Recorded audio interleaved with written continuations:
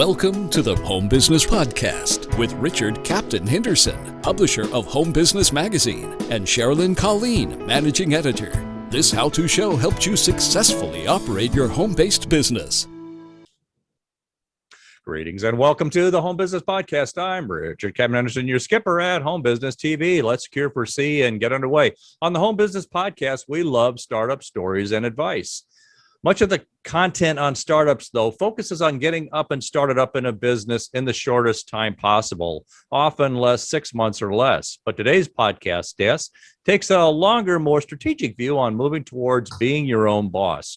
Melinda Emerson is author of Become Your Own Boss in 12 Months and has been described as America's #1 small business expert.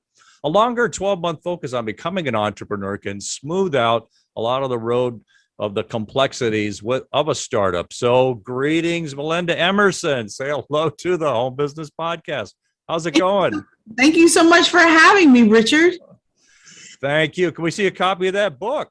Oh, yes, absolutely. Here you go. All right. Thanks. So I see you've been doing a lot of podcasting today already. Well, it's the season, right? The book comes out September 14th. So I want to talk to as many people as I can about how to start and grow a successful small business using the steps that we have laid out in the book. So I'm really, really excited about it. I like that. It's the podcasting season. So great. Well, let's get to know you better. What was the inspiration for writing your book, Become Your Own Boss in 12 Months? Well, my book, Become Your Own Boss in 12 Months, this is actually the third edition. I wrote the book originally in 2008, and I turned it into my publisher September 1st, 2008. And then the market crashed and they shelved the book for 18 months. Oh. And so in that time, before I wrote the book, I wrote it because it was the book I had never read. There's all these books about, how to write a great business plan and I felt like there were other books that were sort of like these 50,000 feet books where, after somebody had been in business 25 years and sold their business, then they wanted to write a book. And I really thought that it was important for someone to write a book about the real toll that it takes on you personally, as well as what you need to know financially to be successful in business. And that was really what I set out to do. And I think the reason why this book has been in print for 11 years and sold over 100,000 copies in multiple languages around the world is because of the real stories that were in it and the practical advice. And I'm not the hero at the end of every story in this book. I tell the truth about a bunch of dumb stuff and expensive lessons that I had the opportunity to learn. And I think that's what has endeared people to this book. But the reason why I updated it was because of everything that was going on in the pandemic and how so many small business owners were just getting wiped out and just getting knocked around. And I realized it was because people are struggling with their digital pivot. People are trying to figure out how to sell online. And especially if you had a retail business, like if you had a business that had nothing to do with online, you were like, what is this stuff? And it's now a lot more complicated than it has ever been before. Yeah, I mean, it's more complicated, but a lot of the fundamentals are still that. I liked something you said earlier about like the toll it takes on you. And I think that really needs to be brought out. Is a lot of that where you're trying to become your own boss and maybe you're working it around a day job or This book is designed to help people really transition from employment to entrepreneurship. Mm-hmm. So think of it like as a 12-month countdown. So the first chapter is like, so you think you want to be an entrepreneur? Okay, let me break down what that is. And then we walk through sort of like 12 months before you start. And here's the action items you need to do. And then 11 months before you start. And at the end of every chapter, there's what we call Emerson's action steps, which are the things that you need to do and be thinking about. And so I tried to make the process of starting a business manageable and bite-sized because it's a huge undertaking, but I really wanted to break it down into bite-sized things that people can do so that they could be building this business while they're working their job over the big kahuna on that is when do you make the decision to actually, go in that day and not work for that employer anymore? and then, go into your own business. Do you recommend maybe, you start at the 12-month point, but you hit that point at like 6 months or 3 months? No, I'm actually a big fan of side hustling. I actually do not advocate that people quit their job because really it takes 12 to 18 months for a small business to break even, let alone get to the point where you're throwing off enough money to replace your corporate salary. So you don't want to cut off your paycheck and your health benefits prematurely before you really understand how you can build some long-term revenue coming into your business. Oh yeah, they say to have 6 months of cash built up, and that's that really, I think, was that's too low. From is you're trying to balance all of this. The day job and then doing that on the weekends, and I guess it gets easier to balance it together because so much of everything is digital and so much communications is online, where you can do a lot. It's 24/7 when you're working your business. So you can kind of work it around the day job. I think so. I think most people are starting businesses that they can run certainly on their evenings and weekends. And now that everybody's working from home, there's all kind of ways, as long as you get your work done for your job. I don't know that it's a pure 8-hour, situation anymore. I think people can be a lot more flexible with their time. You talk a little bit about the reasons for rewriting the book. First of all, there was a 2008. Well, I remember that crash and how it wiped up startups. Then there's COVID. Anything else out there? Maybe it was, a lot of the new technology coming online that were also driving points for rewriting your business. Definitely. I wanted to help people understand how to sell online, whether that was selling on your own website, selling on Amazon, how to buy ads, and really how to develop a sales process. Because one of the things that I know from all of my years in business and just all the years that I've been a small business coach is a lot of people struggle with lead generation. And then they don't really have a good follow-up system for their leads when they get them in the first place. And so I really kind of wanted to help people really understand from the very beginning how important developing your sales processes really are. You hit a really good point there with lead generation. I think one of the challenge I see, I don't know what you see on this, but it's the quality of the leads. It's easier now to get a lead because so much comes in online, but you don't know, if that's a bot or if that's, an actual good lead. And so I think that kind of confuses the process where, sometimes you don't know where the good leads are just because of, the online activity. Well, I think that there's a difference between a marketing qualified lead and a sales qualified lead. And I think just because somebody downloads some free lead magnet that you have does not yet make them a qualified lead. And so I'm a big fan of using surveys on thank you pages and things like that so that you can really segment who this person is and how serious of a lead they really are. So it's really, really important as people are coming in that you take the time to push back and get more information about whether or not they really just wanted your lead magnet or are they actually someone interested in doing business with you. Mm-hmm. Let's talk something about those key stepping stones over the years, in transitioning to be your own boss. What are there any key stepping stones you call out in particular? Come on, of course there are, right? We're going to write the book. So in my book, I teach what I call the Emerson planning system, and that's my 6-step system to make your transition to starting your business. So the first step in the system is developing your life plan. It's my belief that we do not live to work.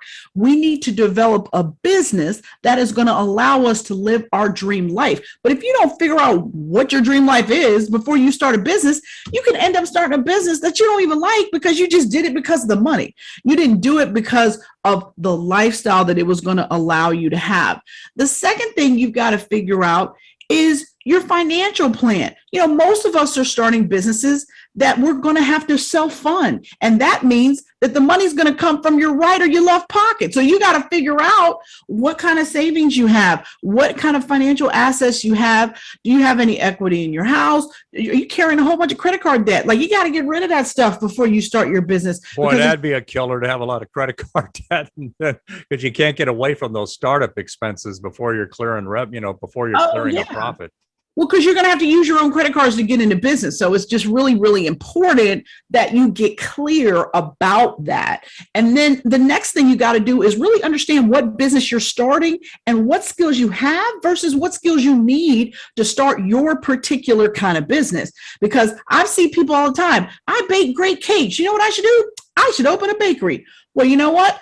Baking great cakes and running a bakery are two entirely different skill sets. And you need to be clear about, have you ever worked in a bakery? Like thinking about something like that. And then the next piece, which would be step 4, is then you have to figure out who your niche target customer is. And this is important because every small business has the same 2 problems: limited time and limited resources. So you need to pick a marketing target that you can actually hit, because if everybody can use your product or service, nobody's going to be using it.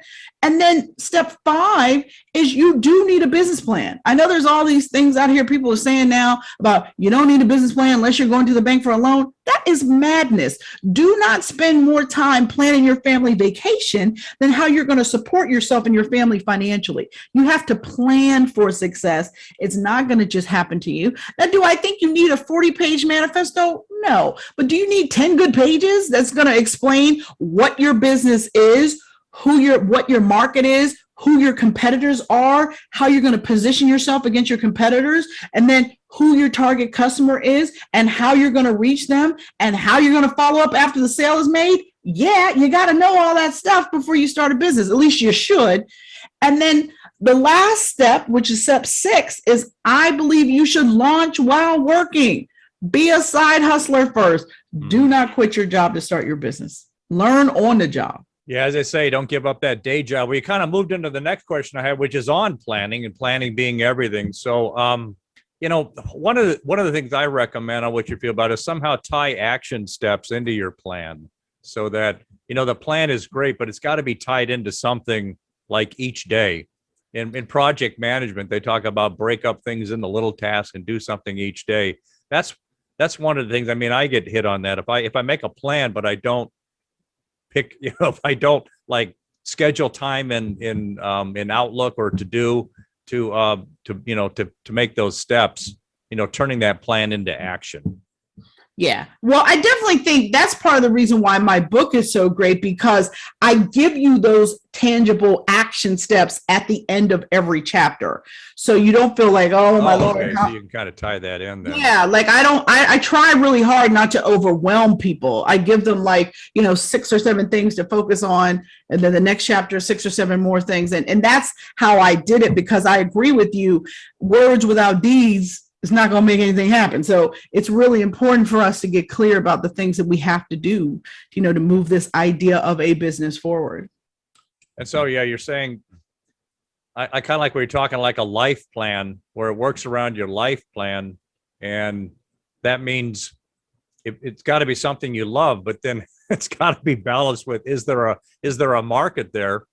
And like you were talking about with the bakery, Dee, but it's great to do that, but are you going to be able to actually run a business? I think that's a really key point. As I think about it more, is you might have a business you want to start, but every type of business has a different way it has to be operated, and you've got to make sure you've got that competency. So I think that's a good way to bring. That's a good point to bring out. I hadn't really looked at it that way before. In your book, you also added several chapters in the latest rewrite, such as selling online and developing a sales process. We hit that a little bit earlier, but any other points to bring out there? Because at the end of the day, like I say to every small business owner, you are a salesperson. And so at the end of the day, if it's all great, you've still got to generate those sales. And I guess it ties in with your other point that selling online, you've got that ability for 24/7.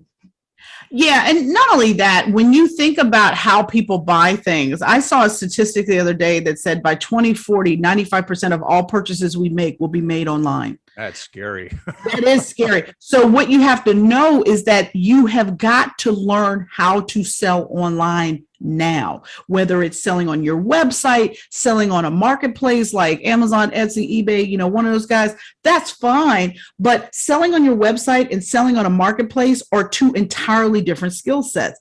And you got to know that. And then you got to know how to buy ads, whether you're buying ads for yourself or buying ads on Amazon to promote your Amazon products.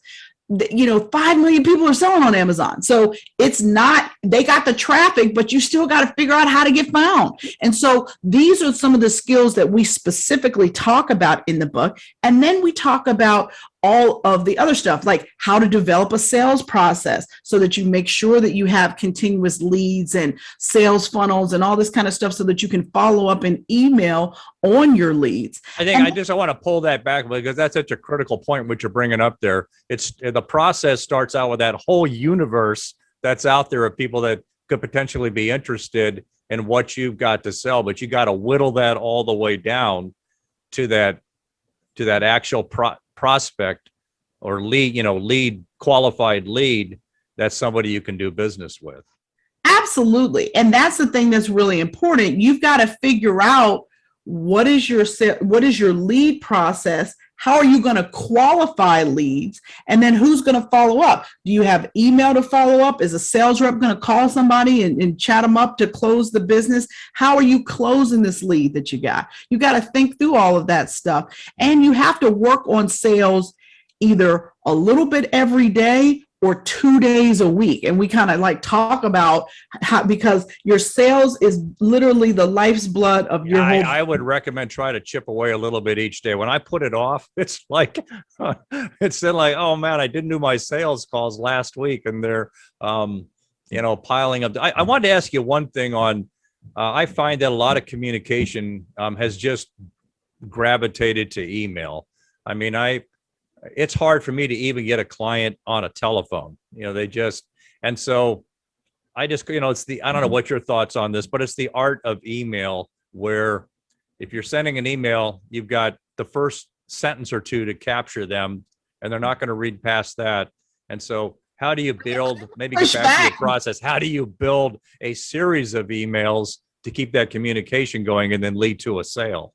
Well, Richard, I would actually push back to say before they even get to the first 2 sentences of the email, that subject line better be call to action. That better be good enough to get them to click to even open your email. And so it's funny that you say that because one of the things that I have also been working on in the last couple of months, as we've been waiting for the book to come out, is I actually have built something called Small Biz Lady University. And I have built courses teaching this very stuff. So I have a course, obviously, on how to become your own boss, but I also have a course on how to sell and market online, and another course on the ultimate guide to email marketing, and another one on social media selling, because these are the skills people don't know. And people are getting bombarded with email, but email still works, but you have to. Email still works. Yeah. Email still works. 87% of marketers are out here still using email. So email still works, but the average small business is exposed to 3,000 to 4,000 marketing images a week. So you have to figure out how to get your message through. How are you going to get your message heard?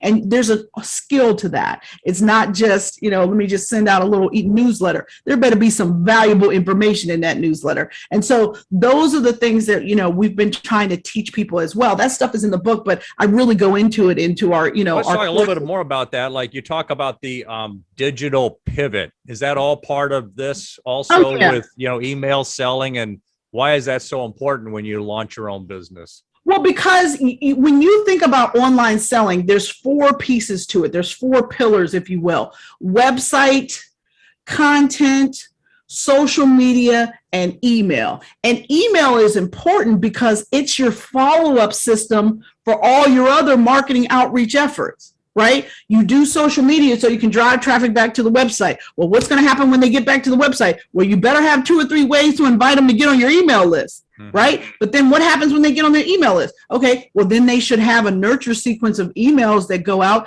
to introduce you and eventually make an offer. But you got to build like, know, and trust before you pitch anybody anything.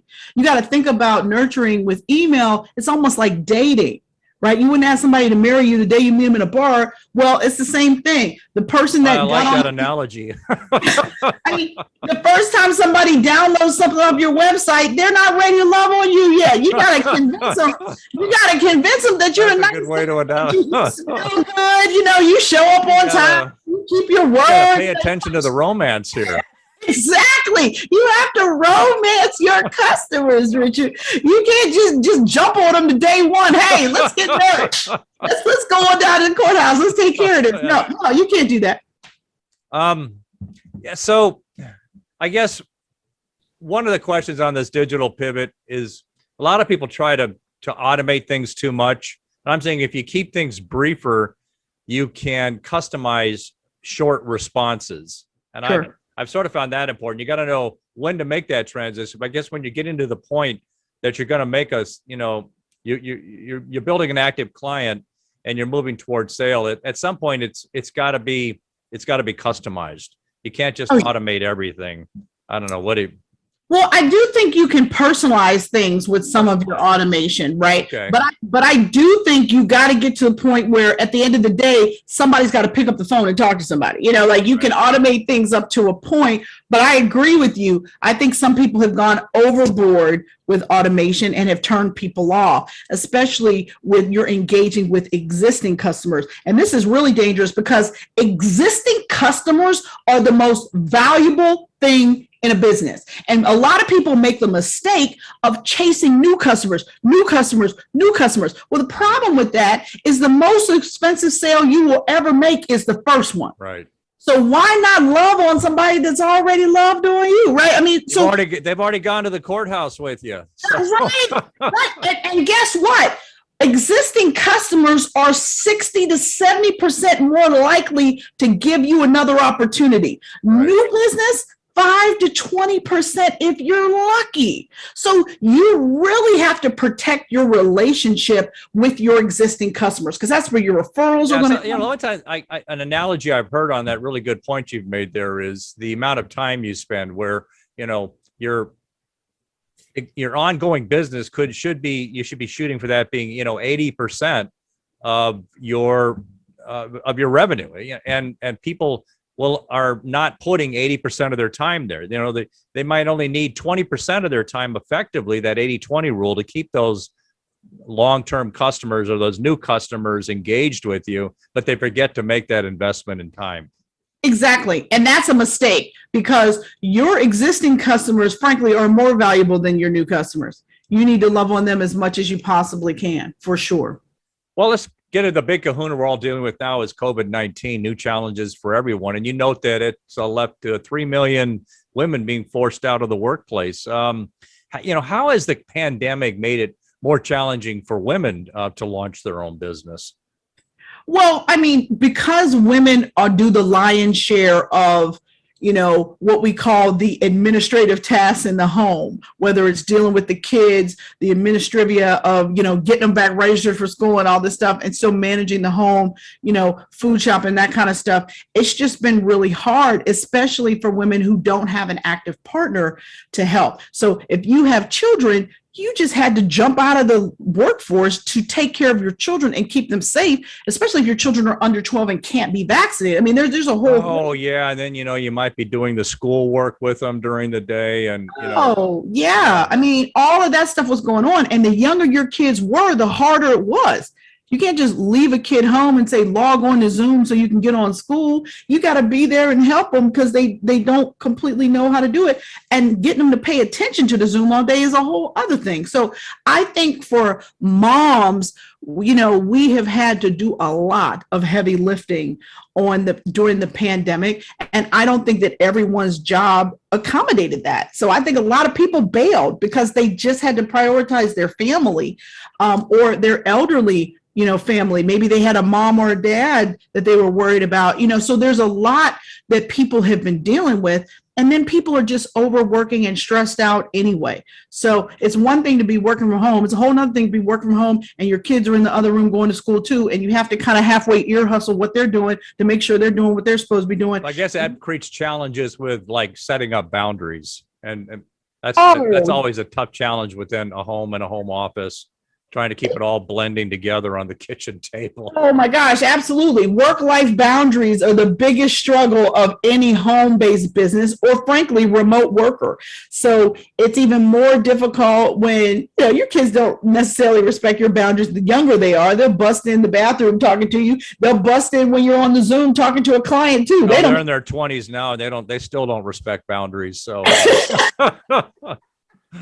so yeah, I mean, that's I see what you mean. It's kind of like gets back to that life plan you were talking about earlier, where this is a life stressor, COVID, and you got to account for that in your plan on how you're going to be successful in a business life. I don't even know how you can account for it. I think you just have to. I mean, the thing about business is punches are going to come, and you got to figure out how to roll with it. And all of us have had to reinvent somewhat over the internet, over pandemic, because of just how people buy, how people are spending time, how much harder it is to reach people. I mean, so all of us have had to adjust, but some of us have had an even bigger. We don't even know, we're still adjusting. So they're variant zebras coming soon. I mean, it just keeps on rolling. So you just got to, see what's coming and keep planning for it. Like in the military, always be flexible. But Melinda, it's been a great discussion on, becoming your own boss. Do you have any final points you would like to share? Absolutely. If anyone's interested in getting a copy of Become Your Own Boss in 12 months, I've got some great bonuses. So if you head over to Become Your Own Boss book, you'll see what we're offering to people that pre-order the book and all that good stuff over there. And if you just want to reach me, I am Small Biz Lady on all social media platforms, except for TikTok. On TikTok, I am the Small Biz Lady. But certainly, I'm here to serve. And if you just want basic information about running a business, all you got to do is Google Small Biz Lady. You'll find out the over 5,000 articles I've written about how to start and grow. Small Biz Lady, easy to remember. Well, thanks for joining us today. To learn more about Melinda Emerson and her book, Become Your Own Boss in 12 Months, please visit. Now, I had succeedasyourownboss.com. What is the website? It is becomeyourownbossbook.com. Becomeyourownbossbook.com, or visit our podcast website and we'll have that information up there on her too. But so thanks for joining us on this episode of the Home Business Podcast. Share your feedback with us on Facebook, Twitter, Instagram, and our website, homebusinessmag.com. Visit the website for information on advertising. Subscribe to our newsletter. Read our book, The Home-Based Business Startup Guide. For more information, visit homebusinessmag.com or the homebusinessexpo.com. I'm Richard Captain Henderson saying anchors away. We'll talk to you soon. Until then, make it a great home-based biz day.